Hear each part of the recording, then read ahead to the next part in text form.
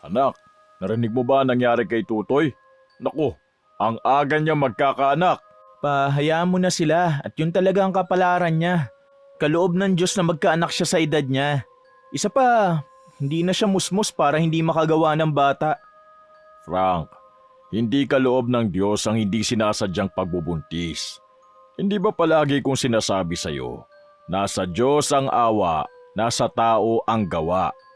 Dapat ikinakasal na muna kasi bago mag-anak. Pero dahil matigas ang ulo niyang si Tutoy, ayun, at nadisgrasya. Maaga tuloy nakabuntis. Siya na nga lang ang inaasahan ng pamilya nila na pwedeng magpaahon sa kanila sa hirap. Paano na ngayong magkakaanak na siya? Hindi na sinagot ni Frank ang sinabi ng papa niya. Ang totoo ay naiinis siya sa mga sinasabi nito. Naturingan kasing relihiyoso ang tatay niya, pero eto at tsismoso naman.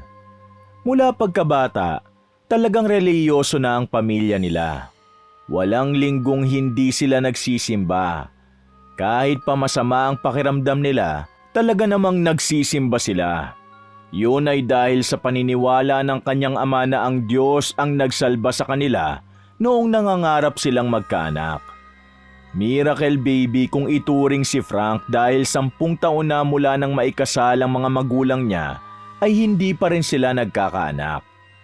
Mula lamang noong natuto silang magdasal at magsimba kada linggo, ay sakalang nagbuntis ang nanay niya. At matapos ngang manganak ng nanay niya, nasundan pa ng 2 mga kapatid.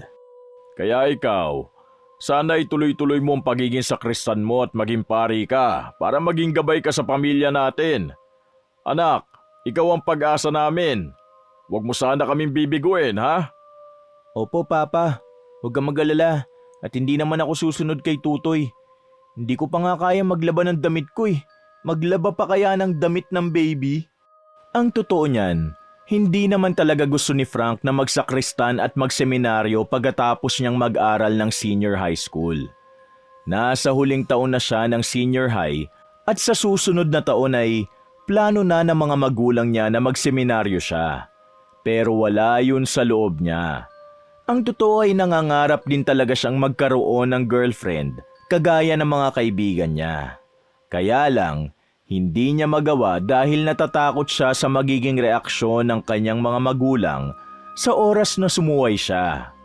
Ayaw niyang ma-disappoint ang mga ito.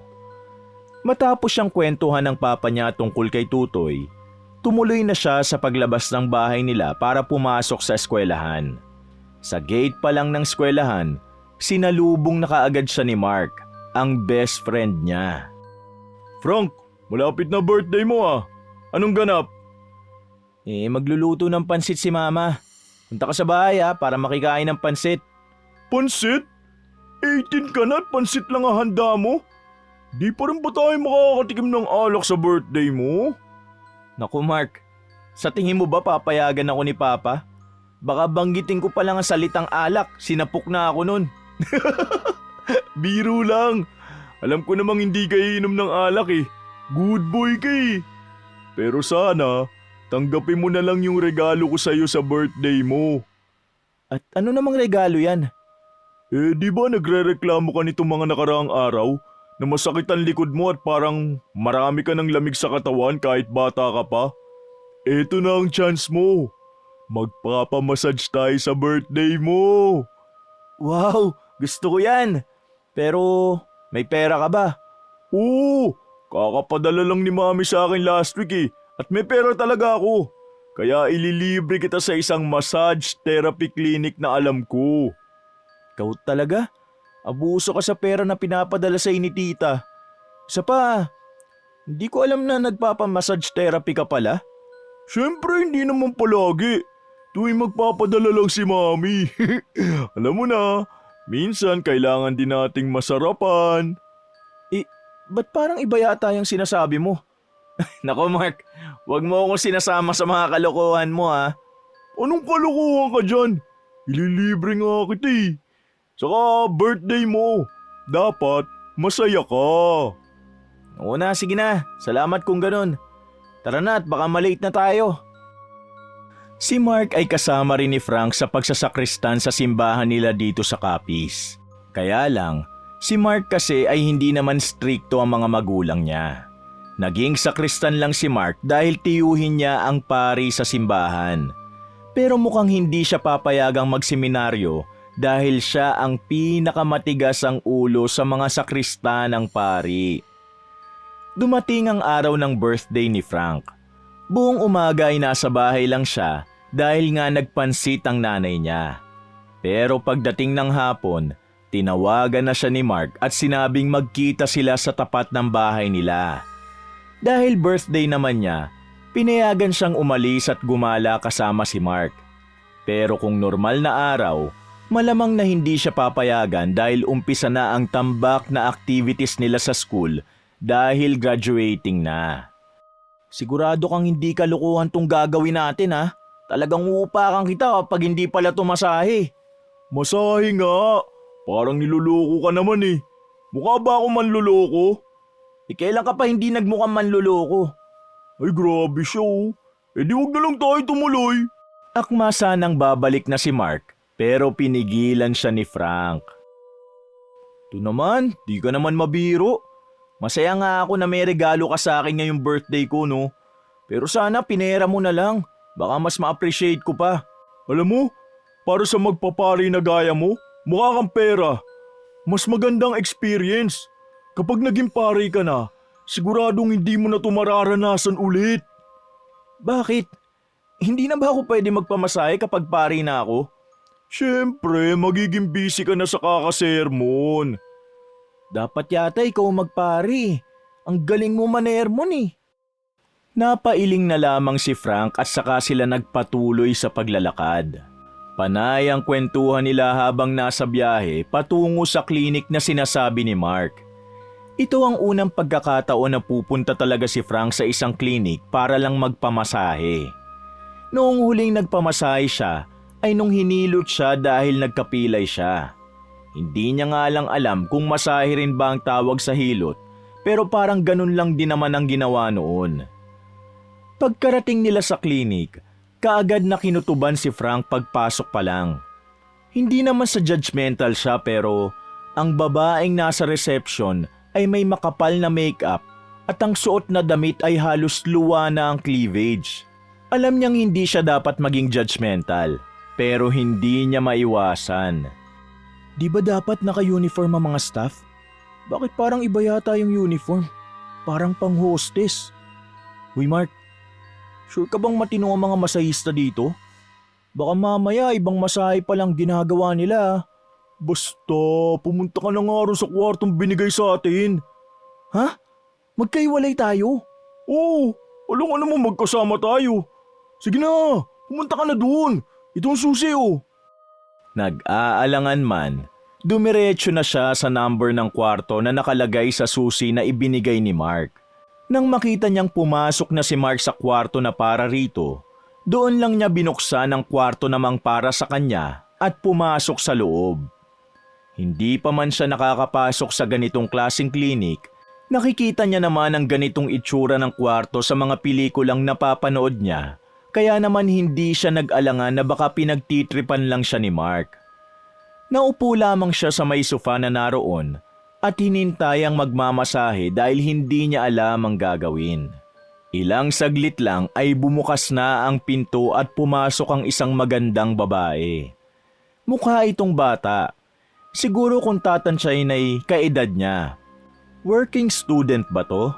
Yun ang tanong niya sa isip niya. Good evening, sir. I'm Regine. Ako po ang massage therapist mo for today.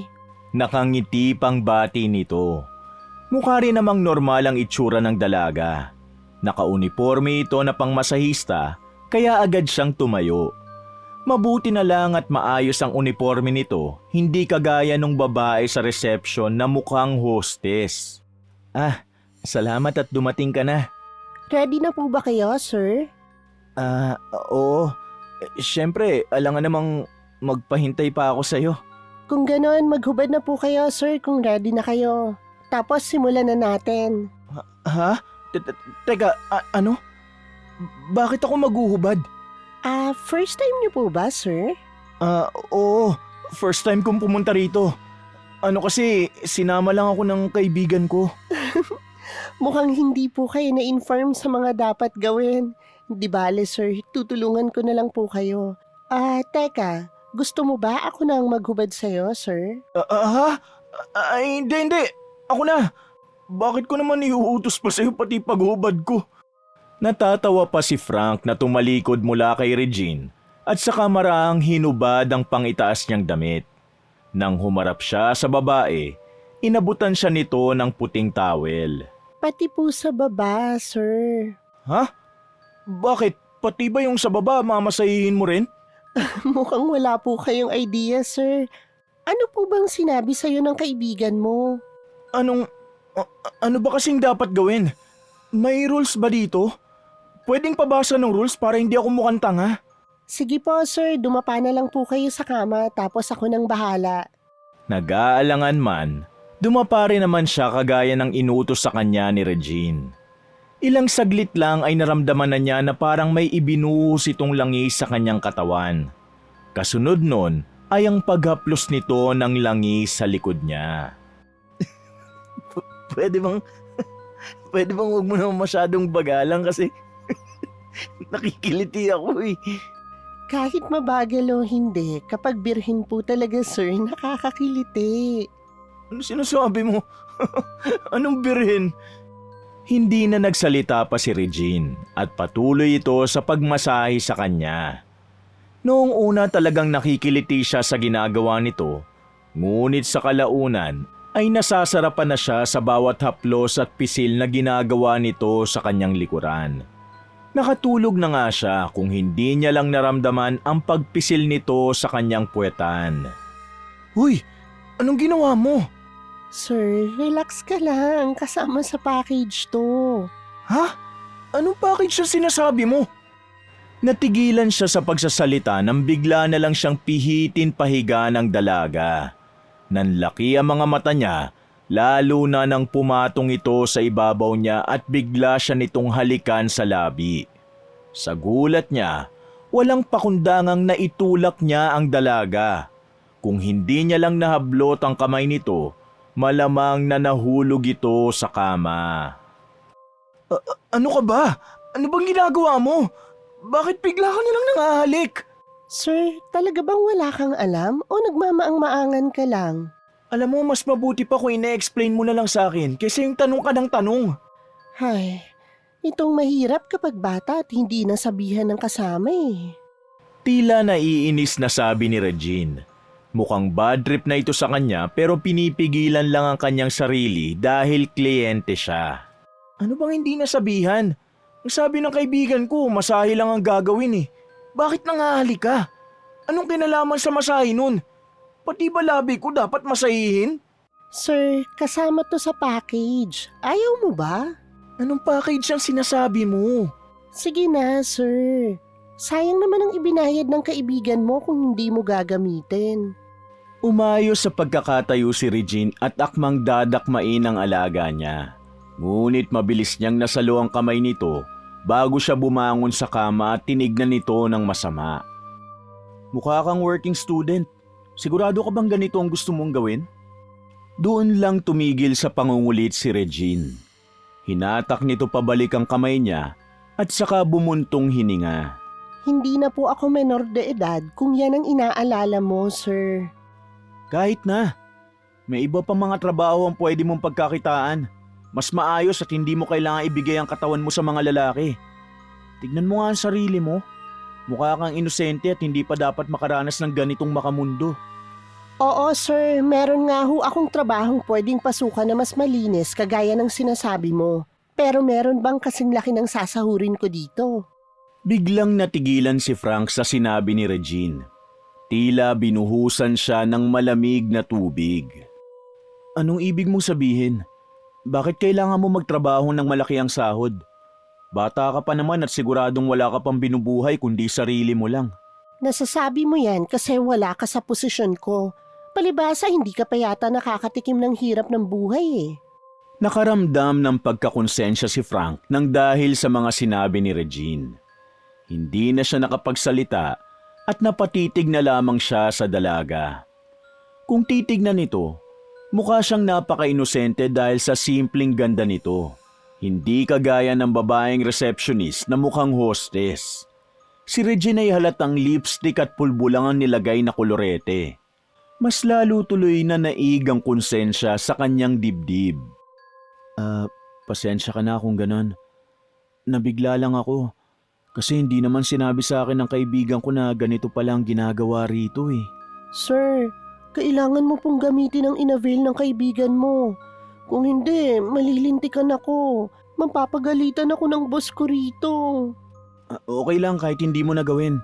Ako na ang bahala magpaliwanag sa kaibigan ko, pati na rin sa boss mo kung sakaling mapagalitan ka. Bumangon na si Frank mula sa kama. Doon lang niya napansing wala na pala siyang pang-ibaba, kaya lumitaw ang harapan niya kay Regine. Dali-dali niyang hinugot yung tuwalya na nasa kama at itinakip sa pang-ibaba niya. Yung pantalon ko! Paano mo naubad? Nakatulog ka kasi ng mahimbing kanina. Kaya hindi mo napansin na nahubad ko na. Ayun ang pantalon mo, sir. Itinuro pa nito kung saan nakasampay ang pantalon niya. Pwede bang tumalikod ka habang nagbibihis ako? Sige po. Pero sir, sigurado po ba talaga kayong ayaw niyong gamitin yung binayad ng kaibigan mo? Siguradong sigurado ako. Kaya tumalikod ka na. Tumalikod naman ito kagaya ng gusto niyang mangyari. Nang makapagbihis na siya, pinaharap niya ang dalaga at inabutan nito ng 200 piso. Oh, allowance ko na yan ng 2 araw. Hindi ako kasing yaman ng kaibigan ko kaya yan lang ang maibibigay ko sa'yo. Sir, hindi na po kailangan. Wala naman pong nangyari. Hindi. Magaling ka naman magmasahe. Kaya deserve mo yan. Matapos noon ay lumabas na si Frank sa kwarto at bumuga ng malalim na hininga. Hindi niya alam kung ano ang dapat maramdaman niya ngayon. Pero sa lahat ng kung ano-anong emosyong nararamdaman niya, mas nanaig ang inis niya kay Mark. Kung hindi ba naman sira ulo ang kaibigan niyang yon, lagi na lang talaga siyang ipinapahamak. Naghintay siya sa tapat ng kwarto kung saan naroon si Mark. At nang makalabas na ito, kitang-kita ang saya sa mga mata nito. Parang may nakaimprentang tagumpay sa mukha. Ano, masaya ka? Uy, Frank! Ano, kumusta? Masarap ba? Lika nga rito. Pasaway ka talaga eh. Inis na piningot niya ang tenga ni Mark na kaagad nagpahiyaw rito dahil sa sakit. Aray ko po! Aray! Bakit mo naman ako pinipingot? Patuloy niyang hinatak ang tenga nito hanggang sa makalabas sila ng klinik. Nang makalabas na sila, saka lang niya binitiwan ang tenga ni Mark. Aray, grabe! Nasarapan ka na nga, sinaktan mo pa ako. Hindi ka nasarapan? Bakla ka ba, Frank? Hindi ko alam na pumapasok ka na pala sa mga ganitong lugar. Alam ba to ni Father? Siyempre hindi. Hindi pa naman ako nasisiraan ng bait para sabihin kay Tito na pumupunta ako sa ganitong lugar, no? Tigilan mo na to, Mark. Paano kung may sakit pala yung mga babae dyan sa loob? Di nahawaan ka pa. Isa pa, illegal ang ganito kaya wag mo nang uulitin ha. Teka nga. Ibig mo bang sabihin, hindi mo ginalaw yung babaeng binayaran ko para sa'yo? At sa tingin mo gagawin ko talaga yon? Yung hina mo talaga. Gusto ko lang naman sanang iparanas muna sa'yo bago ka magseminaryo. Bad trip ka naman 3,000 kaya ang binayad ko dun. 3,000? Grabe ka! Huwag ka mag-alala. Ibabalik ko yung binayad mo. Pero ipangako mo sa akin na huwag mo na ulit gagawin to hindi na, hayaan mo na. Kasalanan ko rin at hindi ko sinabi sa'yo. Di ko naman kasi alam na tatanggihan mo ang grasya At kailan pa naging grasya yun? Huwag mo nang uulitin to at isusumbong talaga kita sa nanay mo. Hoy, KJ mo. Wala na. Di na happy ang birthday mo. Kaninang umaga, happy pa ako sa pansit ni Mama. Pero ngayon, bad trip na ako sa'yo. Ang sabihin mo, KJ ka lang talaga. Napailing na lamang si Frank imbis na sagutin pa ang kaibigan niya. Alam naman niyang kahit sabihan niya ito, hindi ito titigil kung hindi nito gustong tumigil. Imbes na isumbong ang klinik, Pinili na lamang ni Frank na manahimik at itago ang nangyari sa kanya nung gabing yon. Iniisip niya rin kasi na kung sakaling isusumbong niya yon, kawawa si Regine kung mawawalan ito ng trabaho. Isa pa, kung isusumbong niya, sure ba siyang ipapasara ito? Kaya minabuti na lang niyang ipagsawalang bahala kaysa makialam. Isang linggo ang matuling lumipas. Halos makalimutan na ni Frank ang nangyari. Papasok na siya sa building kung nasa ng klase niya nang may pumukaw sa atensyon niya. Teka, si Regine ba yun? Oh, sinong Regine? Yung masahista sa klinik na pinuntahan natin noong nakaraan. Masahista? Regine ang pangalan? Meron bang estudyanteng nagmamasahe dun? Parang nasa 20 anyos naman halos lahat ah. Sigurado akong siya yun. Teka, dyan ka lang. Uy, anong? Teka lang, Frank! Hindi na niya pinansin si Mark at nagmamadali ng sinunda ng direksyon kung saan pumasok si Regine. Tinakbo niya yon at hinanap ang dalaga hanggang sa makita niya itong papasok sa isang classroom. Mabilis na hinila niya ang braso nito at pinihit paharap sa kanya. Regine? Tama ako. Ikaw nga. Sir? Anong ginagawa mo rito? Dito ako nag-aaral. Senior high school at nasa huling taon na. Dito ka rin pala nag-aaral? Mukhang gulat na gulat si Regine na makita siya. Kaagad siya nitong hinatak palayo sa classroom hanggang sa makapagtago sila sa ilalim ng hagdan. Huwag mo na ako ulit kakausapin sa susunod. Ha? Teka, hindi kita maintindihan. Sir, alam kong pinagtitripan mo lang ako. Pero please lang, gusto kong makapagtapos ng pag-aaral. Gusto kong mabuhay ng mapayapa habang nag-aaral ako rito. Nagtatrabaho ako sa gabi para buhayin ng maliit ko pang kapatid at ang lasenggo kong tatay. At para na rin suportahan ang pag-aaral ko. Kung may konsensya ka, sana wag mo nang ipagkalat ang tungkol sa lihim kong trabaho. Saglit siyang napanganga sa sunod-sunod na sinabi ni Regine at napatango siya ng marahan. Oo naman, bakit ko naman ipagkakalatan tungkol sa trabaho mo? Hindi naman ako ganun kasama, no? Mabuti naman, sana hindi na tayo ulit magkasalubong. Wait, bakit parang kasalanan ko pang nagkasalubong tayo rito? Ikaw ang nakikiusap pero bakit parang ako ang dapat umiwas? Anong sabi mo? Nakikiusap kang huwag kong ipagkakalat sa iba, di ba? E di, maging friends tayo. Alam mo, kabisado ko na ang ganyang mga diskarte. Hindi ako nagbo-boyfriend. Hindi natapos ni Regine ang sasabihin niya dahil natawa na lamang si Frank. Ang advance mo rin pala kung mag-isip. Kaibigan lang ang gusto ko. Mukha kasing kailangan mo ng kaibigan. Isa pa, hindi kita yayayaing maging girlfriend. Magpapari ako. Magpapare? Gulat na tanong nito. Oo, kaya nga hindi ako pumayag sa gusto mo mangyari nung nasa klinik tayo eh. Dahil dedicated na ang puso at kaluluwa ko sa Diyos. Basta, wag mong ipagkakalat ang tungkol sa akin ha. Paano yung kaibigan ko? Alam yata niyang masahista ka sa klinik na yon. Dito rin siya nag-aaral? Oo, kaya nga dapat may kaibigan kang magtatanggol sa'yo oras na may makaalam na doon ka nagtatrabaho. Ipagtatanggol kita at sasabihin kung hindi ka nagtatrabaho doon kahit doon ka naman talaga nagtatrabaho. Kaibiganin mo na ako. Sige, malilate na ako. Imbis na pumayag ang dalagang makipagkaibigan sa kanya, tinulak siya nito at nagmamadaling umalis bago pa niya ito maabutan. Napangiti na lamang si Frank. Ewan niya ba pero may kung anong nagdidikta sa kanya na gawing kaibigan si Regine. At tila tama siya sa desisyong maging kaibigan nito dahil sa paglipas ng mga araw, napansin niyang wala itong masyadong kaibigan. Halos wala ngang lumalapit dito at mag-isa lang palagi kapag nakikita niya. Uy, Regine, bakit nandito ka? Lunchtime ngayon ah. Dapat nasa cafeteria ka. Okay lang, busog pa naman ako. Anong busog? Imposible namang hindi ka pa nagugutom eh. Almusal pa ang kinain mo kanina. O ito, sandwich tsaka orange juice. Isang mainit na araw ng eskwela, naabutan niya si Regine sa may quadrangle ng school habang mag-isang nagbabasa ng kanyang libro. Pansin niya kasing tuwing lunch wala ito sa cafeteria. At kahapon nga lang, nalaman niya kung saan ito madalas na tumatambay. Ano ka ba? Anong kakainin mo? Okay lang talaga ako, hindi ako gutom. Kumain na ako. Binilan nga kita nito kasi alam kong hindi ka kakain eh. Diet ka ba? Imposible naman kasi ang payat mo na. Nangaasar ka ba? Hindi ako nangaasar. Ang sinasabi ko lang, kainin mo na yan dahil matatapos na ang lunchtime. Sige na nga, dahil mapilit ka, kakainin ko na.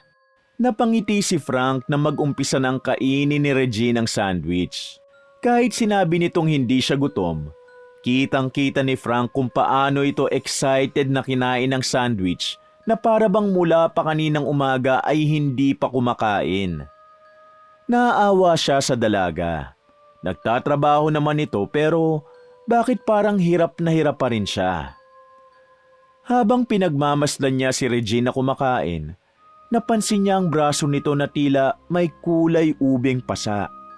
Hindi lang yun, paakyat hanggang sa may balikat. Hindi niya maiwasang hawakan ng sleeves ng uniform ni Regine at itaas yun. Frank, ano ka ba? Pasa ba yan? Ha?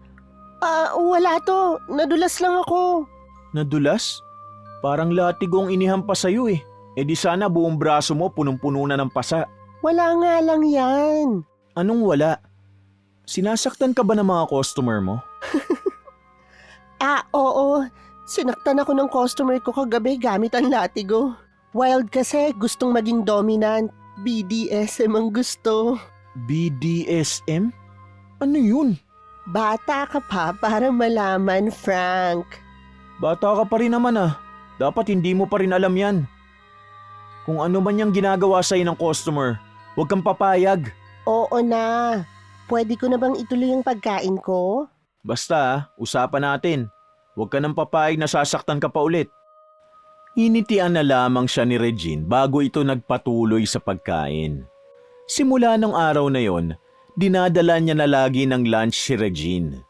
Hindi siya pumapalya dahil araw-araw din siyang hinihintay ng dalaga.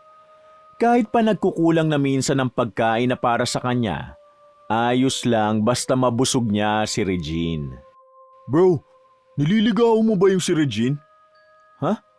Anong sinasabi mo dyan? Nung nakaraan kasi, narinig ko sa tropa ko na may kasama ka raw babae kapag hindi tayo magkasama. Kaya binantayan kita kahapon at nakita ko nga yung babae. Sabi ng tropa ko, si Regine daw yun ng Section A. Ano naman kung magkasama kami? Di ka sumasama sa babae unless may kailangan kayong gawin tungkol sa pag-aaral. Magkaiba kayo ng strand at classroom kaya imposible naman yata. Shh! Hinaan mo nga yung boses mo. Marinig tayo ni Father. Anong baka marinig ko? Pareho silang napalingon sa likuran nila nang marinig ang boses ni Father. Gulat at pareho silang kinabahan sa bigla ang pagdating nito.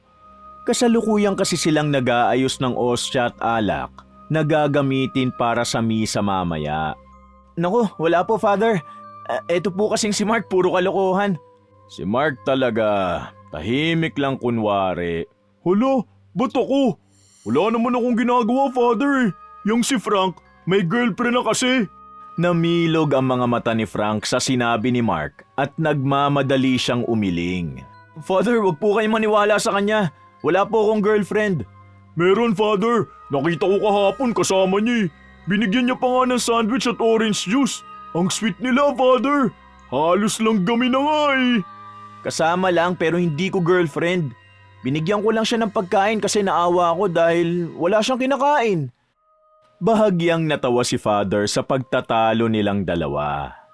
Alam mo Frank, wala namang problema kung magkaka-girlfriend ka ngayon. Bago ka pumasok sa seminaryo, kailangan mo malaman kung talagang desidido ka ng maging pare. Ang pagkakaroon ng girlfriend ang isa sa paraan para malaman mo kung anumang huling desisyon mo. O diba? Sabi sa'yo eh.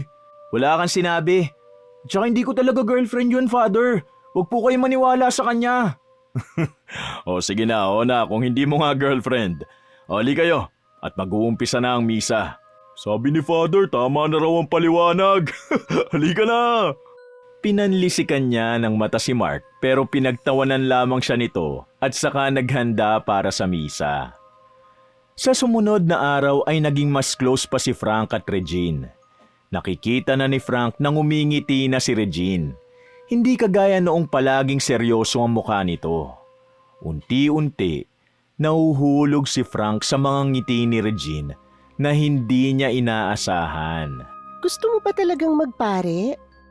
Natigilan si Frank sa pagsagot sa assignment niya nang itanong yun ni Regine.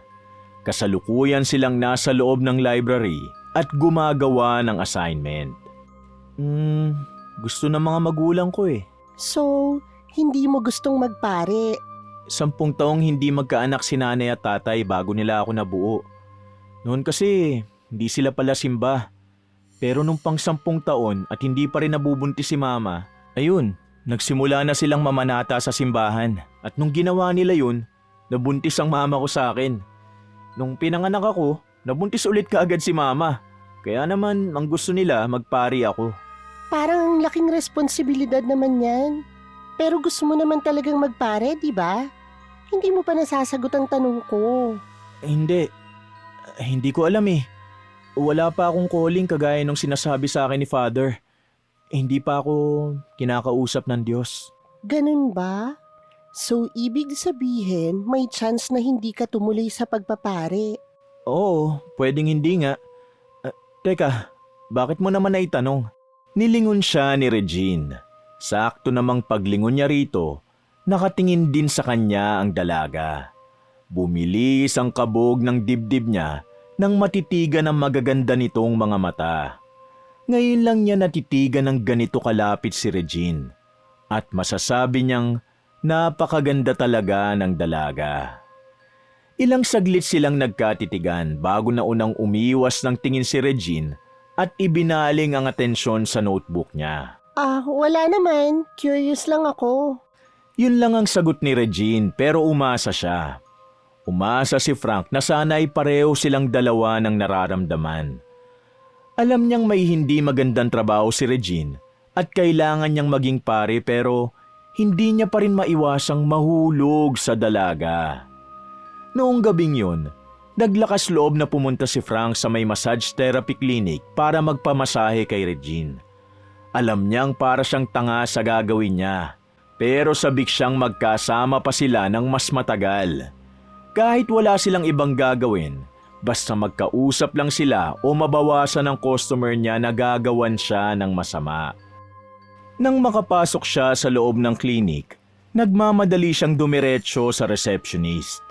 Handa na sana siyang ubusin ang ipon niya mula sa 3 buwan niyang allowance, pero nang magbabayad na siya, nakita niya si Regina papasok sa loob ng kwarto kasama ang isang matandang lalaki. Natigilan siya roon. Hindi siya nakapagsalita. Sorry po. Hindi ko na itutuloy ang pagpapamasahe. Nag-text kasi ang nanay ko eh. Pinapauwi na ako. Nagalit pa yung receptionist pero nagmamadali na siyang lumabas. Pagkalabas niya sa klinik, nagtago muna siya sa gilid ng poste at saka bumuntong hininga. Sobrang sakit ng nararamdaman niya. Masakit sa kanyang makitang nakangiti si Regine kasama ang ibang lalaki. Ibang lalaking alam niya kung ano ang gagawin sa kanya sa oras na pumasok na sila sa kwarto. Naninikip ang kanyang dibdib dahil doon. Ilang oras din siyang naghintay doon bago matapos ang trabaho ni Regine. Wala na siyang pakialam kung ilang beses lang tumatawag ang nanay niya. Ilang beses lang din niya itong pinapatayan ng tawag. Regine! Frank, anong ginagawa mo rito? Kanina pa kita iniintay. Ganitong oras pa lang labas mo rito sa klinik. 3:00 na ng madaling araw. Delikadong oras na to para sa mga babae. Hindi na iwasan ni Frank ang pagkainis sa tono ng pananalita niya at mukhang napansin niyo ni Regine. Bakit nagagalit ka? Matagal na akong nagtatrabaho rito at sanay na ako sa oras ng uwi. Sino bang hindi magagalit? Delikado ang ginagawa mo. Isa pa, baka magkasakit ka sa paiba-ibang lalaki gabi-gabi. Di ka ba nag-iisip? Itigil mo na ang trabahong to, Regine. Bakit ko ititigil? Anong karapatan mo para patigilan ako sa trabahong bumubuhay sa pamilya ko? Itigil mo na. Regine, maawa ka sa sarili mo. Pwede naman sigurong ibang trabaho na lang ang gawin mo eh. Iwan mo na ang tatay mo at dali mo na lang ang kapatid mo. Hindi pa pwedeng manghihingi ka ng tulong sa mga kamag-anak mo, imbis na ganito ang trabaho mo? Frank, teka nga. Hindi ka naman dating ganito eh. Ang sabi mo, wala kang pakialam sa kung anumang trabaho ko. Pero bakit parang ngayon ganyan ka na? Ngayon ba may paki ka na? Kasi kaibigan mo ko. Matagal na ako may pake, hindi lang kita masabihan dahil natatakot akong baka hindi mo na ako kausapin. Pero ngayon, parang dapat magsalita na ako. Kahit magkaibigan pa tayo, hindi ka dapat nakikialam sa kung ano man ang ginagawa ko. Buhay ko to. Hindi ko alam kung ano pa bang paliwanag ang sasabihin ko sa'yo. Pero please, itigil mo na. Para sa akin. Para sa'yo? Bakit? Ano ba kita? Gusto kita, Regine. Itigil mo na to. Gusto kita at ako nang bahala sa'yo sa oras na tumigil ka rito. Saglit na natigilan si Regine. Mukhang nabigla ito nang marinig ang sinabi niya. Pero ilang saglit lang din ay nakarecover ito sa pagkabigla. Bahagyang natawa ang dalaga. Hindi ba't magpapari ka? Yan ang gusto ng mga magulang mo para sa'yo, kaya yun ang sundin mo. Wala kang karapatang gustuhin ako, Frank. Regine, kaya kong wag tumuloy sa seminaryo kung gusto mo. Itigil mo lang ang trabahong to. Hindi, Frank. Kung titigil ako sa trabahong to, sa tingin mo, paano kami mabubuhay? Ano ang pangtutustos ko sa pag-aaral ko? Bibigyan mo ba ako ng pera para mabuhay kami? Ako na lang ang maghahanap ng trabaho. Magpa-part-time ako at ibibigay ko sa'yo. Ha? Tanga ka ba talaga? Tanga na akong tanga. Pero talagang gusto kita. Makinig ka nga, Frank. Kung hindi ka natutuloy sa pagsaseminaryo, sa tingin mo ba hindi magagalit ang mga magulang mo? Baka palayasin ka pa sa inyo. Wala na akong pakialam kung palayasin nila ako. Pagkatapos ano, kapag wala na tayong makain, iiwan mo ko kagaya ng ginawa ng nanay ko sa akin? Hindi ako kagaya ng nanay mo. Gagawin kong lahat para hindi tayo humantong sa ganun. Huwag mo kong gawing tanga. Sa umpisa lang madali, Frank. Sa umpisa lang din kinaya ni tatay. Wala ka bang nikatiting na nararamdaman para sa akin, Regine? Kung meron man, masyado pa tayong bata para intindihin ang nararamdaman nating dalawa. Mas marami pang mas makabuluhang bagay ang dapat pagtuunan ng pansin kaysa sa lecheng pag-ibig na gusto mo. Sa pagkakataong yon, tila sinampal si Frank ng katotohanan. Hindi na siya nakasagot kasi hindi niya na alam kung ano pa ang sasabihin. Imbes na sagutin pa si Regine, nagpasya na lamang siyang tapusin ang kung anumang pagkakaibigang meron silang dalawa. Dahil alam naman niyang sa umpisa pa lang, hindi na kaibigan lang ang gusto niya kay Regine. Akala ni Frank mahihirapan siyang iwasan si Regine sa school. Pero naging sobrang dali nun dahil sa loob lang ng isang linggo, hindi niya ito nakita. Para bang iniiwasan din siya nito. Ang totoo ay nasasaktan din siya, pero mas minabuti niyang kimkimin na lang yun ngunit nang mapadaan siya sa classroom nito at nakita siya ng teacher ni Regine, doon na siya kinabahan. Isang linggo na raw kasing hindi pumapasok si Regine. Bro, nakikita mo ba si Regine? Ha? Di ba kayong close? Bakit sa akin mo tinatanong? Nagkasamaan kasi kami ng loob nung nakaraang linggo eh. Kanina lang nung napadaan ako sa classroom nila, tinanong ako ng teacher niya kung alam ko raw ba kung bakit hindi pumapasok si Regine. Hindi pumapasok? Di ba kasama sa with honors yun? Kapag hindi siya pumasok, siguradong babagsak ang grades niya. Ilang araw na rin bang hindi pumapasok? Isang linggo na. Isang linggo na rin mula nung nagkasamaan kami ng loob. Kaya nga nag-aalala ako kasi baka ako pala ang dahilan kung bakit hindi siya pumapasok. Ano ba kasing dahilan kung bakit kayo nag-away? Pinapatigil ko na siya sa pagtatrabaho niya doon sa massage therapy clinic. Natigilan si Frank sa sasabihin niya nang ma-realize niyang hindi nga pala dapat niya sabihin yun kay Mark dahil secret lang nila ni Regine ang tungkol sa bagay na yon. Teka, nagtatrabaho si Regine bilang masahista? Huwag mo sabihin dun sa pinuntahan natin. Huwag mo sasabihin kahit kanino ha. Sa atin lang to. Ibig sabihin, totoo nga. Oo, pero sikreto lang. Siya yung babaeng nagmasahe sa akin nung pumunta tayo dun sa klinik. Ay putya, totoo talaga? Tama pala ang narinig ko sa'yo nung unang sinabi mo. Sabi mo kasi mali ka lang ng pagkakasabi. Grabe, destiny pala. Ibig sabihin may nangyari talaga sa inyo? Kasi parang di ka makamove on eh. Kulit mo? Wala nga talaga nangyari. Di ko siya pinatulan. Hindi lang dahil ayoko, kundi dahil kita mo naman si Regine, mukhang inosente. At saka naaawa ako sa kanya eh. Bata pa siya para gawin ang bagay na yun. Alam mo, mukha lang inosente yun, pero wild pala. Kita mo nga si Tutoy, 18 pa lang nakabuo na kaagad. Huwag mo nga siyang pagsalita ng ganyan. Okay. Kung nag-away nga kayo at yun ang dahilan kung bakit kayo nag-away, baka natakot siya at inisip na baka ipinagkalat mo tungkol sa pagtatrabaho niya bilang masahista. Baka nga. Ano kayang pwede kong gawin kung ganon? Di tawagan mo, o kaya naman i-text. Pag di umubra, di punta mo sa klinik.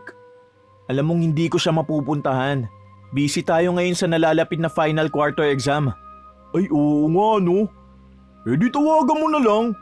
Kung hindi talaga matawagan, hintayin mo na lang dumating yung exam. Sigurado naman papasok na yun dahil malapit na ang exam.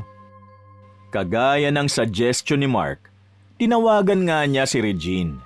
Pero kahit halos kada isang oras na niya kung tawagan si Regine, hindi talaga ito sumasagot sa mga tawag niya.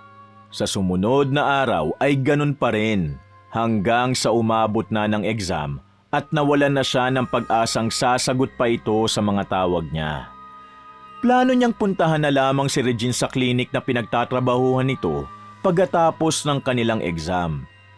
Ngunit bago pa man ang araw na yon, isang balita ang bumulabog sa kanya. Frank! Huy! Tulog ka pa ba? Mabilis na katok mula sa pinto ang gumising kay Frank. Naiiritang bumangon siya mula sa kanyang kama at saka dumiretso sa pinto para pagbuksan si Mark. Ang aga mo namang mambulabog. Sabado ngayon ah.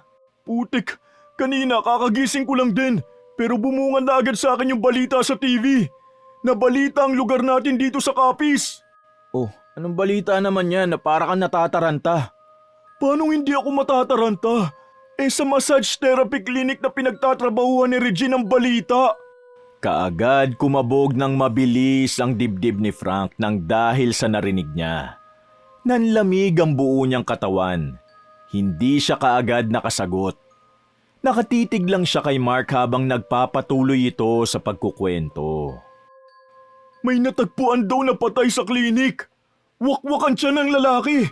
Bukod pa ron, na-raid na ang klinik at nalaman ng mga illegal na gawain. Ano? Ibig mo ba sabihin, kasama si Regine sa nahuli? Yun ang hindi ko alam. Putik, bakit hindi mo inalam? Teka, magbibihis lang ako at pupuntahan ko. Ha? Bakit mo naman pupuntahan? Wala ka namang kinalaman dun. Kailangan ko malaman kung ano nangyari kay Regine. Kaibigan ko siya. Putya naman oh. Anong sinasabi mo? Baka mamaya madamay ka pa. Hindi ako madadamay. Pupuntahan ko siya kahit pigilan mo ko. Di ko naman sinabing pipigilan kita. Pero... Ay naku, bahala ka. Kapag napahama ka dyan, lagot ka kay tito at tita. Bakit naman ako mapapahamak? Gusto ko lang namang malaman kung kumusta si Regine at kung hindi ba siya nadamay. Bahala ka sa buhay mo. Basta binalaan na kita ha. Bakit ba parang takot na takot ka? Kasi ayoko mang maging tunog parang oldies ha. Pero ang sabi ni Daddy, mukhang aswang daw ang pumatay dahil wakwak ang tiyan at ubos ang laman loob. Ha? Aswang? Naniniwala pa palang tatay mo ron? Di naman masamang maniwala sa mga matatanda no. Basta, huwag kang mag-off ng cellphone mo ha para matawagan mo agad ako kung ano mang mangyari ha. Samahan mo na lang kaya ako. Ayoko nga. Tawagan mo ako pag nandun ka na at kung anong balita. Baka makita pa ako ng aswang eh. Napailing na lamang si Frank at nagbihis na. Hindi na siya nag-abalang maligo dahil natataranta na siya. Natatakot siyang baka kasama si Regine sa na-raid lalo na't nasa tamang edad na si Regine at pwede na itong makulong. Kaya yun ang inaalala niya. Nang makarating siya sa klinik, Maraming crime scene do not cross tape na nakapaligid at may mga pulis din na nag-iimbestiga sa lugar. May mga duguring nakakalat sa labas ng pinto na para bang dinaan doon ng patay. Sobrang lakas ng pagtibok ng puso ni Frank sa dibdib habang inililibot ang tingin sa paligid para maghanap ng pwedeng makausap dahil sigurado namang hindi siya papapasukin. At kung papasukin man siya, wala na roon si Regine. Sir, excuse me po. Pwede po ba magtanong? Ano itatanong mo, bata? Kung hindi mahalaga, umalis ka na. Busy kami rito. Sir, kaibigan ko po kasi yung isang nagtatrabaho dyan. Yung maputi at mahabang buhok, sir. Teka, eto bang tinutukoy mo? Pinakita ng pulis ang hawak niyang cellphone at nakita niya ang ID picture ni Regine. Mas tumindi ang kaba niya dahil nakilala kaagad ng pulis ang tinutukoy niya. Opo sir, kaibigan ko po siya. Ilang araw na po siyang hindi pumapasok sa school eh. Ang alam ko po, dito siya nagtatrabaho. Bala ko nga po sana siyang puntahan kasi tinatanong na siya sa akin ng teacher niya. Pero ito naman po ang nabalitaan ko. Alam mo ba kung anong klaseng massage clinic to? Ilang saglit nag-alangan si Frank kung aamin ba siya o hindi. Pero sa huli, para hindi siya mapagsuspetsahan, umiling na lang siya. Basta ang alam ko lang, dito daw po siya nagpa-part-time bilang masahista. Ang clinic na to ay nakarehistro bilang business na massage therapy clinic. Pero may illegal na ginagawa pala ang clinic na to. Ang kaibigan mo, isa siya sa nagbibigay ng aliw at serbisyo dito. At isa siya sa main suspect. Pero mukhang siya nga talagang suspect dahil sa lahat ng pinagsususpetsahan, siya lang ang nagtago. Pinaghahanap na rin namin siya pero hindi siya mahanap. May alam ka bang pwedeng pagtaguan niya? Ha? Parang imposible naman po yatang siya ang pumatay, sir. Mabait po ang kaibigan ko. Hindi niya magagawang pumatay ng tao. Siya nga ang bumubuhay sa pamilya nila eh. Kaya siguro pumayag siyang maging bayaran kapalit ng aliw dahil sa hirap ng buhay nila. Pagkatapos papatay pa siya ng tao. Alam mo bata, masyado ka pang musmos para malamang hindi porke mukhang inosente ang tao, hindi na kayang pumatay. Ngayon kung wala kang alam sa kinaroroonan ng kaibigan mo, pwede bang umalis ka na rito? At nakakastorbo ka sa trabaho namin. Pero sir, imposible po talagang siya ang pumatay. Hindi na niya natapos ang sasabihin niya nang isa pang pulis ang pumigil sa kanya at nagpalayo mula sa crime scene. Hindi na napigilan ni Frank ang mapaiyak sa tindi ng kaba at takot na si Regine ang main suspect sa krimen na ito. Umiiyak na ilang beses niyang tinawagan si Regine pero hindi talaga ito sumasagot. Hindi niya rin naman alam kung saan ang bahay nito kaya wala siyang ideya kung saan niya ito hahanapin. Ngayong nangyari ito, na-realize ni Frank na hindi pa pala niya ganoong kakilala si Regine. Na kahit ilang buwan na silang magkaibigan, marami pa pala siyang hindi alam. Imbes na hintaying sumagot sa tawag si Regine, umuwi siya at pinuntahan na lamang si Mark para yayain na tulungan siyang hanapin ang babae. Putik, bakit ba ako pumayag na samahan ka sa paghahanap ng main suspect? Hindi pa naman sigurado ang mga pulis eh. Tsaka, bakit kaya siya nagtago? Dahil ba natakot siya na siya ang pagbintangan? Pwede, pero paano kung siya nga talaga ang pumatay? Tapos pati tayo patayin niya. Ang OA mo? Anong okay dun? Naniniguro lang. Imbis na magtalo tayo, alam mo, hanapin na lang natin ang bahay nila. Hinanap ni na Mark at Frank ang bahay ni Regine. Naging mabilis naman ang paghahanap nila dahil marami ang nakakakilala sa pamilya nito. Ngunit pagdating nila doon, tanging ang lasing na tatay lang ni Regine ang nakita nila. Minura pa sila nito at hinanap sa kanila si Regine. Pauwi na raw at wala na siyang pambili ng alak. Hindi rin siguro alam nung tatay ni Regine na suspect na siya sa kasong pagpatay. Malamang, kita mo naman kung gaano siya kalango sa alak. Mukhang mula kahapon pa lasing na yun eh. Anong mula kahapon? Baka ka mo mula pa last week. Sobrang wasted eh. Napakawalang kwenta niyang ama. Totoo Frank. Grabe no. Napakaswerte pa pala natin na hindi naging ganong klaseng tao ang tatay natin. Medyo stricto man, at least hindi kagaya nun. Kaya siguro pinili ni Regine na magtrabaho sa ganong klase ng lugar. Dahil nga sa lasenggo ang tatay niya at kailangan niyang punan ng bisyo. Bakit naman niya pupuna ng bisyo ng tatay niya?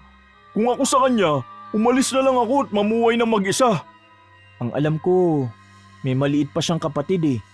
Di dinala niya sana ang kapatid niya at iniwan ang lasenggo niyang ama. Ewan.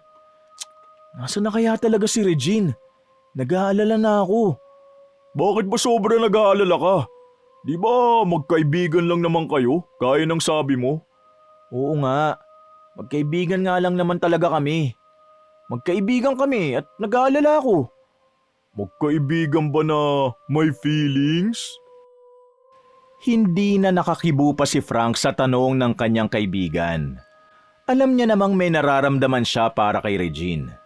Pero aaminin niya ba yon sa mapang-asar niyang kaibigan? Siyempre hindi. Imbis na sagutin ang tanong nito, nanahimik na lang siya at nagpa siyang ituon ng atensyon sa paghahanap kay Regine. Ngunit 3 araw na ang lumipas, hindi niya talaga nahanap ang babae. Kahit ang mga pulis ay bigo sa paghahanap. Kaya naman ang ginawa ni Frank, araw-araw siyang nag-aabang sa tapat ng bahay nila Regine pagkatapos ng klase para malaman niya kung uuwi ba ito o hindi. Didiretso ka na naman sa bahay ni na Regine? Oo, magbabaka sakali ako makita siya ron. Imposibleng hindi siya uuwi sa bahay nila. Nandun ang kapatid niya na siguradong hindi niya iiwan. Pag-ibig na talaga ang tawag dyan. Pag-ibig na akong pag-ibig. Basta kailangan ko malaman kung ayos lang ba siya o hindi. 1 linggo na siyang hindi umuwi sa bahay nila. Siguradong siya talaga ang pumatay. Siya man o hindi, gusto ko siyang makita. Patay! Sobrang in love na! Hindi ko masasabing sobrang in love ako sa kanya. Talagang nag-aalala lang ako ng gusto. Kagaya na lang nung kumawala ka. Siyempre mag-aalala rin ako at hahanapin din kita. Malamang na dapat mag-alala ka sa akin kasi kaibigan mo ko mula pagkabata, no? Pero si Regine, saglit mo pa lang siya nakikilala. Ano bang nakita mo sa kanya? Siguro, naawa ako sa kanya. Naawa ako kasi ang bata pa niya para maranasan ng mga ganitong bagay. Bata man o hindi, walang kahit sinong deserve na maranasan ng mga naranasan ni Regine. Siguro, awa nga lang talagang nararamdaman mo. Awa na may kasamang pagmamahal. Tumango na lamang si Frank kahit alam niyang tutuksohin na naman siya ng kanyang kaibigan. Ilang araw pa ang lumipas hanggang isang gabi pagkagaling niya sa eskwelahan para sumilip sa bahay ni na Regine, nabigla na lang siya. Buong akala ni Frank ay mabibigo siyang makita si Regine. Ngunit sa pagkakataong yon, sa wakas ay nakita niya na rin ito. Subalit, hindi pa man nakakakatok si Frank sa pinto ng bahay ni na Regine, napansinan niya ang mga basag na bote ng alak sa labas ng pinto. Kasunod nun ay ang mga kalabog ng kung anong bagay sa loob ng bahay, pati na rin ang pag-iyak ng bata at pagmamakaawa nito. Dahil sa pag-aakalang binubugbog si Regine ang tatay niya, walang katukatok at binuksan ni Frank ang pinto para sana isalba ang dalaga. Ngunit halos mabaliw siya nang makita niya ang sitwasyon sa loob ng bahay. Kalat-kalat ang mga dugo sa paligid. Hindi lang dugo, pati mga laman loob ay nagkalat. Nanigas si Frank sa kanyang kinatatayuan. Nanlamig ang buong katawan niya sa labis na kaba at takot. Tanging ang mga mata niya lang ang kaya niyang pagalawin dahil kahit ang paghinga niya ay napigil niya sa mga sandaling yun. Doon niya nakita ang katawan ng tatay ni Regine na nakahandusay sa sahig. Hindi na ito humihinga. Wakwak ang tiyan habang nakaupo si Regine sa harap nito at kinakain ang laman loob. Regine, anong ginagawa mo? Bumagsak ang mga luha sa mga mata ni Frank. Dapat tumatakbo na siya ngayon kasi pwedeng siya naman ang isunod ni Regine. Pero imbis na tumakbo siya, nagawa pa niyang tanungin ang dalaga. Bakit mo to nagawa, Regine? Doon lang tila natauhan si Regine. Dahan-dahan, nag-angat ito ng tingin sa kanya. Nanlilisik ang mga mata nito.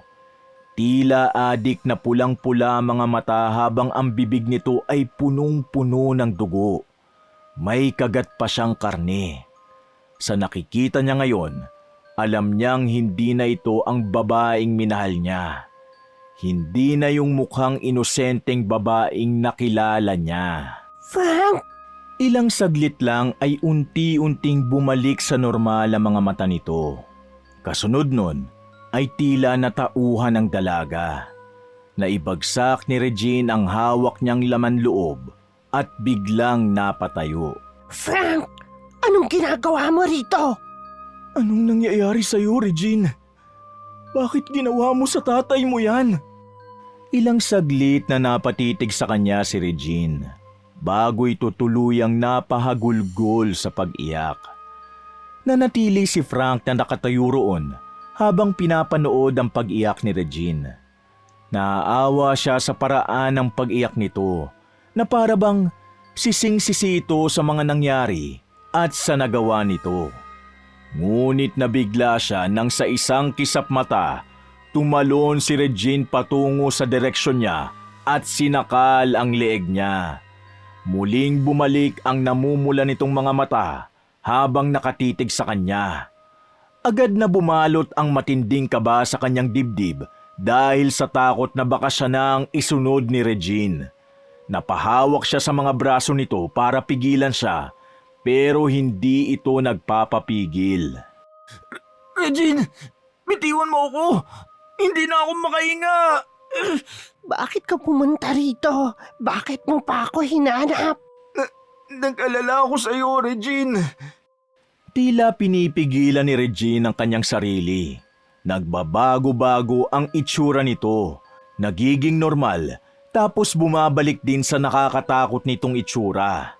At dahil doon, nagawa ni Frank na itulak si Regine. Itali mo ako, Frank! Itali mo ako! At bakit ko naman gagawin yun? Hindi ko magagawang itali ka! Itali mo ako bago pa ako mawala sa sarili! Doon lang natauhan si Frank. Mabilis na tinungo niya ang kurtinang nakasabit sa may bintana ng bahay nila.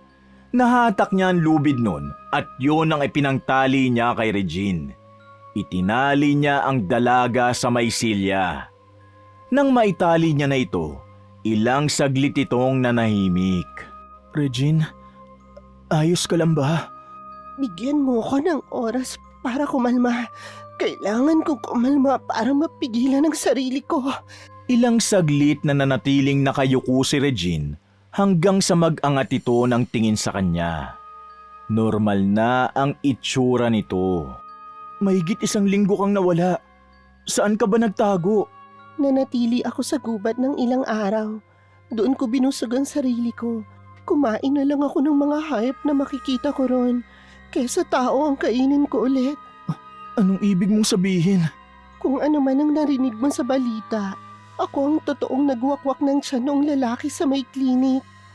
Noong minamasahe ko siya, nakaramdam ako ng matinding pagnanasa na kainin siya. Natikman ang laman loob niya.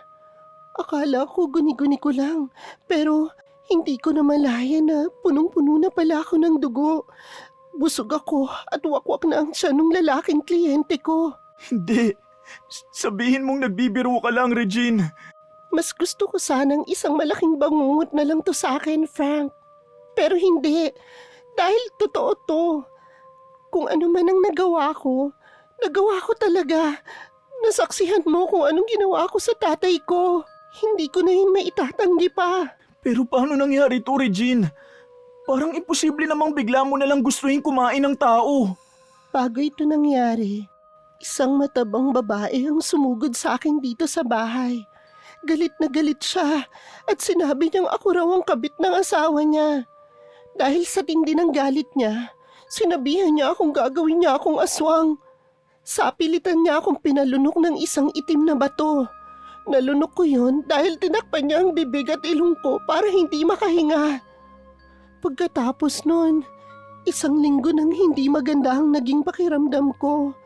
Gabi-gabi na lang akong inaapoy ng lagnat. Kaya hindi ako nakapasok sa trabaho.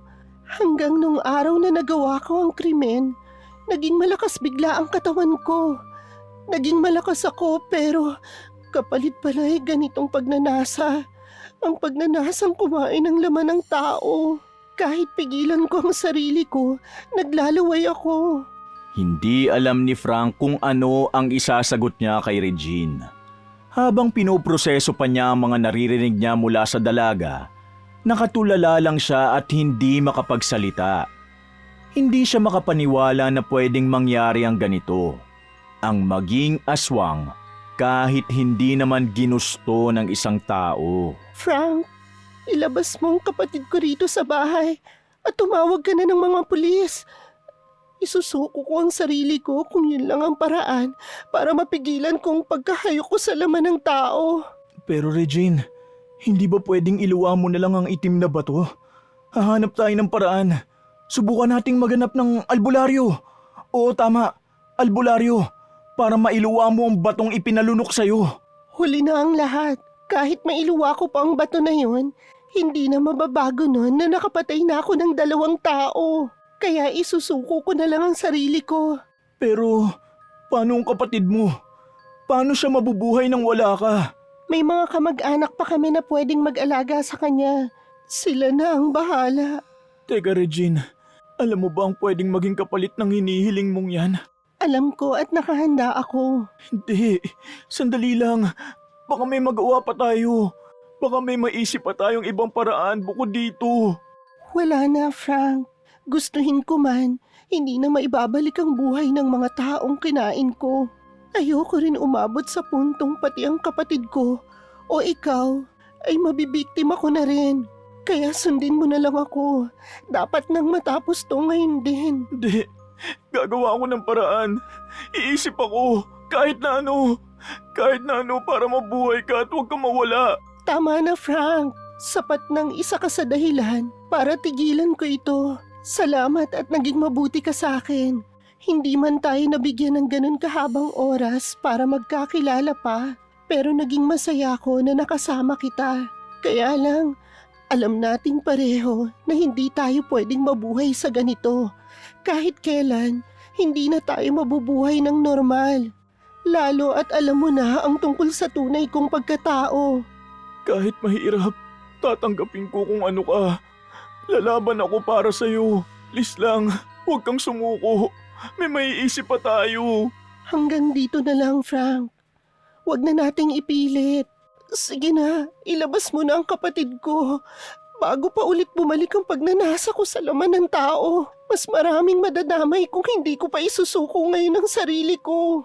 Sige na, Frank. Parang awa mo na. Sige, kahit masakit sa akin, gagawin ko. Pero itong tandaan mo, hindi ko gagawin to dahil nasusuklam ako sa'yo o nagagalit ako. Gagawin ko to para sa ikabubuti ng lahat. Paalam. Maraming salamat. Masaya akong makilala ka. Paalam, Frank. Salamat sa masasayang alaala. Salamat rin sa pinakita mong pagmamalasakit sa akin sa kabila ng katayuan ko sa buhay at nalaman mong totoong pagkatao ko. Paalam, Regine. Mahal na mahal kita. Kahit nalabag sa loob ni Frank, sinunod niya ang inutos ni Regine. Kinuha niya ang kapatid nitong 8 taong gulang na nagtatago sa loob ng kanilang kwarto. Tinakpan niya ang mga mata nito para hindi makita ang karumal-dumal na krimeng nagawa ng ate niya.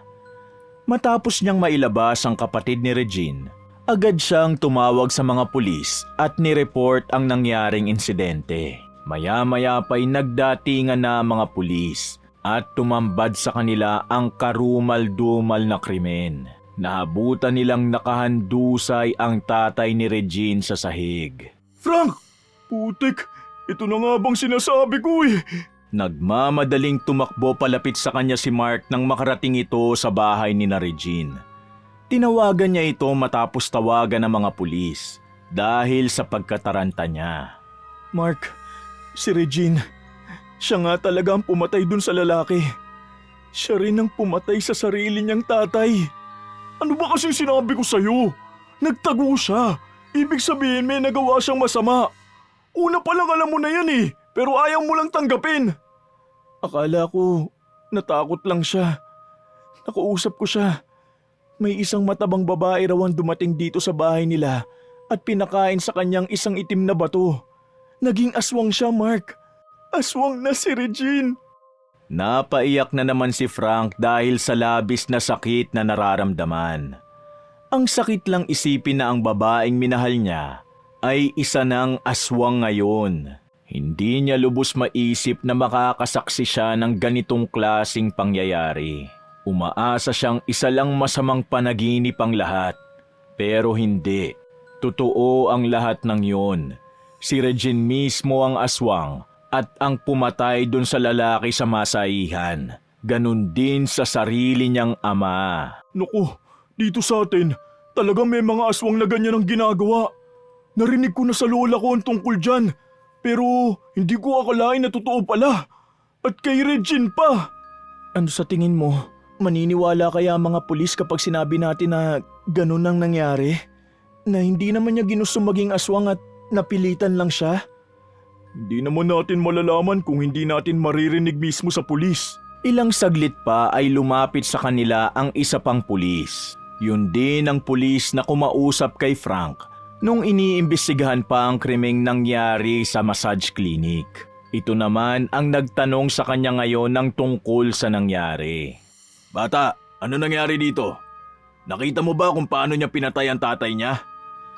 Nakita ko lang po na kinakain niya na ang laman loob ng tatay niya. Pero hindi ko po nakitang aktual na pinatay niya, sir. Huwag niyo naman pong ikulong si Regine, oh. Hindi naman niya ginustong kainin yung tatay niya eh. Wala siya sa matinong pag-iisip. Bata, ang totoo, hindi na bago sa amin ang mga ganitong pangyayari. Matagal na kami nakakakita ng ganitong kaso dito sa lugar natin sa Capiz. At alam ko rin ang posibleng dahilan kung bakit siya nagkaganito. Ha? Alam niyo pong pinalunok siya ng itim na bato para maging aswang? Oo, alam ko. Marami na nakapagsabi sa akin yan. Ang problema lang, hindi pa namin napapatunayan. Dahil syempre, hindi pa naman namin nakikita ang bato na yan. Kaya wala pa kaming sapat na ebidensya. Sir, alam niyo naman po pala na may mga ganitong pangyayari. Bakit po kaya hindi niyo na lang imbestigahan at alamin kung sino talagang gumagawa nito? Kung kanino talaga nagmula ito. Nabanggit po sa akin ni Regine, isang matabang babae raw ang gumawa nito sa kanya. Teka, imposible ang naiisip mo. Anong gusto mong gawin namin? Paghinalaan ang lahat ng matabang babaeng sinabi ng kaibigan mo dito sa lugar natin? Hindi naman pwedeng gawin yun, bata. Bumabase lang kami syempre kung anong ebidensya ang nakita namin sa crime scene. Kaya sa pagkakataong ito, hindi namin pwedeng pakawalan si Regine. At isa pa, hindi na rin siya pwedeng isama sa mga normal na preso. Hindi namin siya maikukulong doon dahil maaari niyang kainin ng mga preso kung sakaling ipasok namin siya ron. Mahirap na. Kung ganun po, ano pong balak niyong gawin sa kanya? Wala nang ibang paraan kundi ibartulina namin siya hanggang manghina siya. Kagaya na lang ng mga nahuli namin dati na parehong-pareho ng paraan ng pagpatay niya sa mga tao. Sir, ano pong ibig niyo sabihin? Ano pong mangyayari sa kanya kung ganun? Mamamatay ba siya? Tama na. Masyado ka na maraming tanong, bata. Ang mabuti pa, umuwi ka na sa bahay niyo. Magpahinga ka at kalimutan mo na ang nangyari. Magpasalamat ka na lang at buhay ka. Hindi ka na tulad dun sa tatay niya. Kung hindi, isa ka na rin sa mga pinaglalamayan ngayon. Pero sir, sandali lang, makinig kayo. Kaibigan ko siya. Paano ko kakalimutan ang nangyari, sir? Makinig kayo. Maawa naman po kayo. Pinigilan siya ni Mark. Hinawakan nito ang magkabilang braso niya at saka hinatak palayo. Tama na, Frank. Wala na tayong magagawa sa ngayon kundi ang ibigay sa kanila ang lahat ng dapat gawin. Hindi tayo pwede makialam dito. Sapat na ang mga isinalaysay mo sa kanila. Wala tayong magagawa kung hindi sila maniniwala. Pero, si Regine, Kawawa si Regine. Biktima lang din siya, Mark. Hindi sa kanya nagmula to. Alam ko, Frank. Pero kung ito ang kapalaran niya, hanggang dito na lang talaga. Matapos yung sabihin ni Mark kay Frank, wala nang nagawa ang binata kundi ang umalis na lang at tanggapin yon kahit masakit sa loob niya. Matapos ang araw na yon, hindi kaagad nakapag-move on si Frank. Ilang araw din siyang nagkulong lamang sa kwarto niya at hindi pumasok sa eskwelahan ng dahil sa nangyari. Kung hindi pa sapilitang pumasok ang tatay niya sa kwarto niya, hindi pa siya matatauhan. Anak, ilang araw ka nang nasa loob ng kwarto mo. Pwede ka na bang makausap? Papa, pwede ho bang iwan mo muna ako? Masama pa po talaga ang pakiramdam ko eh. Hindi ko pa po kayang kumilos ngayon. Frank, parang mali na yata ang ginagawa mo. Ilang araw ka na rito sa kwarto mo. Wala kang ginagawa kundi ang matulala. Sa tingin mo ba, matutuwa si Regine kapag nakita kanyang ganito? Alam niyo po ang tungkol kay Regine? Aba syempre, sinabi sa akin ni Mark ang nangyari. Sabi ko na nga ba eh, napakadaldal talaga. Shh, huwag ka magalit sa kanya. Tama lang naman na malaman namin kung anong nangyayari sa'yo. Ikinwento niya ang lahat, na ikaw raw ang nakasaksi sa pagpatay ni Regine sa sarili niyang ama. Ikinwento rin sa akin ni Mark ang buhay ni Regine, na posibleng dahilan kung bakit niya nagawang patayin ang tatay niya. Ganun po ba? Anak, kailangan mong lumabas at kumain. Hindi pwedeng manatili kang ganyan. Malapit na matapos ang school year niyo habang ikaw mukhang malapit ka na ring matapos. Papa naman, wala naman ho sa isip ko magpakamatay. Wala nga. Pero ikamamatay mong hindi pagkain at hindi paglabas ng bahay. Tignan mo, namumutla ka na. Dahil hindi ka na naaarawan, lagi ka na lang nandito sa loob ng kwarto mo. Mag-isip ka, anak. Kailangan magpatuloy ang buhay. Nahihirapan po kasi akong mag-move on, Papa. Hindi ka talaga makakapag-move on kung hindi ka gagalaw dyan. Alam mo anak, pag-ibig lang yan. Maaaring hindi maganda ang naging karanasan mo sa unang pag-ibig mo. Hindi pangkaraniwan na nangyari pero kailangan mong magpatuloy sa buhay. Marami ka pang kailangang gawin. Hindi nagtatapos dito ang lahat. At higit sa lahat, hindi pa sira ang buhay mo anak. Pero yung kay Regine po, oo. Pa, kalooban pa rin po ba ng Diyos ang nangyari sa kanya? Parang hirap po kasing intindihin eh. Dahil po para sa akin, biktima rin siya. Kagaya ng sinabi ko sa iyo anak, hindi kaloob ng Diyos ang lahat ng nangyayari sa buhay ng tao. Nasa Diyos lamang ang awa, pero nasa tao ang gawa. Ang nangyari kay Regine ay ang naging resulta ng mga ginawa ng kanyang ama at ang resulta ng mga desisyon niya mismo. May pagkakataon siyang wag gawin pero ginawa niya pa rin. Pero hindi ba kung Diyos ka, dapat pigilan mong mangyari ang mga ganong bagay? Ang buhay may dalawang bumabalanse, Frank. Walang mabuti kung walang masama at walang masama kung walang mabuti. Sige ganito, kapag iisa lang ba ang paa mo, makakalakad ka ba ng maayos? Hindi po. Oh, yan ang sinasabi ko sa'yo. Kaya nga anak, tumayo ka na riyan at mag-move on. Ang akala ni Frank, tsismoso lang talaga ang tatay niya. Pero heto't kaya rin palang magbigay ng advice. Nang dahil sa mga sinabi ng tatay niya, natauhan siya at tuluyang nag-move on sa mga nangyari. Sinabihan din siya ng tatay niya na pwedeng wag niya nang ituloy pa ang pagpapari.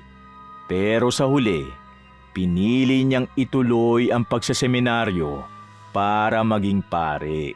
Para kay Frank, Ang maging pari at magsermon sa mga nagsisimba tungkol sa mga bagay na natutunan niya sa buhay ay ang gusto niyang maging papel sa mundo. 1 taon ang mabilis na lumipas matapos ang nangyari. Nagsimula na si Frank sa pagseseminaryo, dala ang alaala ng insidenteng yun. Nag-confess siya sa pari patungkol sa mga naranasan niya. Frank, salamat at kaya mo nang ikwento ang lahat ng mga nangyari. Natutuwa ako na sa wakas ay kaya mo nang harapin ang madilim mong nakaraan. At ganon din ang susunod na bahagi ng buhay mo. Opo, Father. Sa totoo lang po, matagal ko rin talaga tong kinimkim. Napakahirap po at napakabigat sa loob. Huwag ka nang mag-alala ngayon, Frank. Dahil kung ano man ang nangyari sa kaibigan mo, tapos na at hindi na siya mahihirapan. Teka, Father. Ano pong ibig niyo sabihin? Hindi ko po yata maintindihan. Ganito ang nangyari. Huwag ka sanang mabibigla, ha? Nakausap ko ang pulis na nag-imbestiga ng kaso ni Regine noong nakaraang taon. Nung nakaraang buwan lang din, pumanaw na si Regine matapos niyang mailuwa ang batong sinasabi mo. Kasalukuyan nilang iniimbestigahan ang tungkol sa mga aswang pero mananatiling top secret ang tungkol sa bagay na to. Dahil iniiwasang huwag malaman ng taong bayan na magiging resulta sa takot ng mga mamamayan. Hindi na iwasan ni Frank ang mapaluha dahil kahit na 1 taon na ang lumipas, tandang-tanda niya pa rin ang nangyari.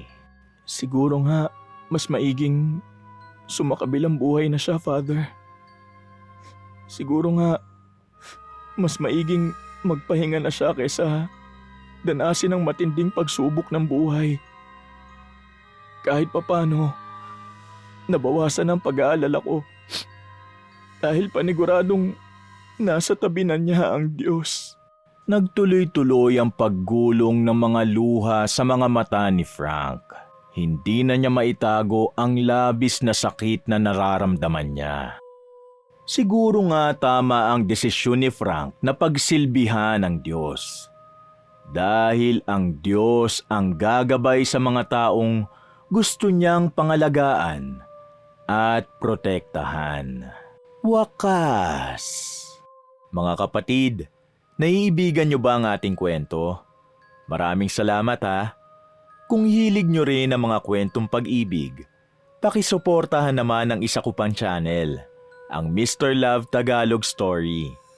At pakicomment na rin kung taga saan kayo, para naman alam ko kung hanggang saan umaabot ang mga kwento ko. Salamat uli!